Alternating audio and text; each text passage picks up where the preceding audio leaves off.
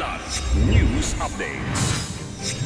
Mga balita, ngayon, 5 rebelde sumuko, 13 taga-suporta kumalas sa kilusan sa gitnang Luzon. QCPD Chief sibak dahil sa grave misconduct ng pulis. Presidential Medal of Merit igagawad kina Nora Honor, Pilita Corrales, Gloria Romero, Margarita Flores. PBBM at First Lady Liza Marcos dadalo sa funeral ni Pope Francis sa Vatican.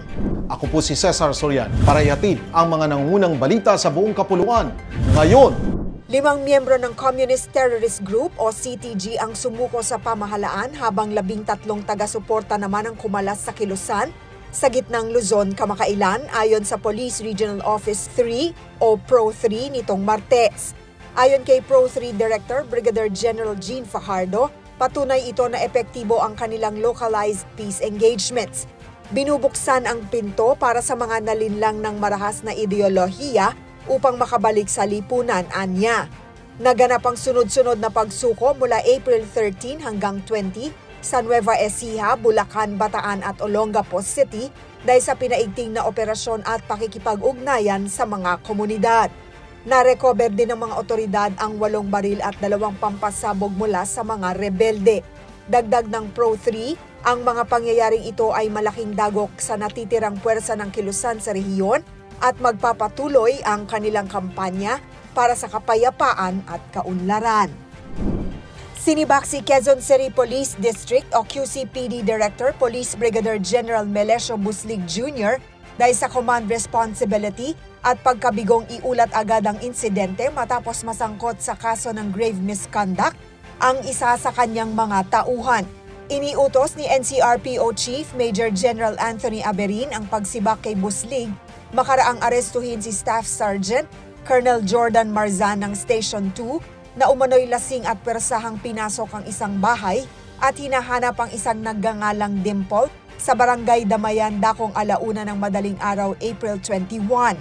Nang sabihin na walang Dimple sa lugar, doon na umano sinaktan at tinutukan ng baril ng pulis ang mga nasa bahay sa kuha ng video. Nahaharap si Marzan sa kasong unlawful entry, physical injuries, grave threat at paglabag sa RA 7610. Ayon kay PNP Chief General Romel Marbil, hindi palalagpasin ng sinumang abusadong pulis.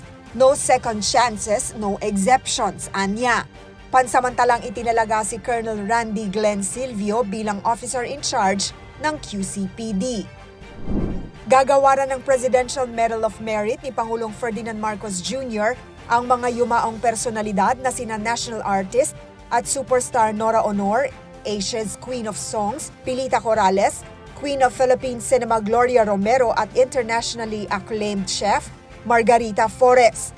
Batay sa anunsyo ni Palace Press Officer Yusek Claire Castro, ito ay bilang pagkilala sa kanilang mahalagang kontribusyon sa sining at kultura ng Pilipinas. Nakatakda itong idaos sa May 4, 2025 at inaasahang dadaluhan ng mga pamilya ng mga pumanaw na personalidad. Samantala, bago ito kinumpirma ni Castro na nakatakdang lumipad pa Vatican si Pangulong Marcos Jr. at First Lady Liza Araneta Marcos para dumalo sa funeral ni Pope Francis na sumakabilang buhay nitong Lunes. Inaasahang dadalo ang mga leader ng iba't ibang bansa sa seremonya na gaganapin sa Sabado sa St. Peter's Square. Para sa Kidlat News Channel, ako si Rosalyn Sinchonko, nag-uulat. ako po si Cesar Soriano, kasama nyo sa bawat pagputo ng balita.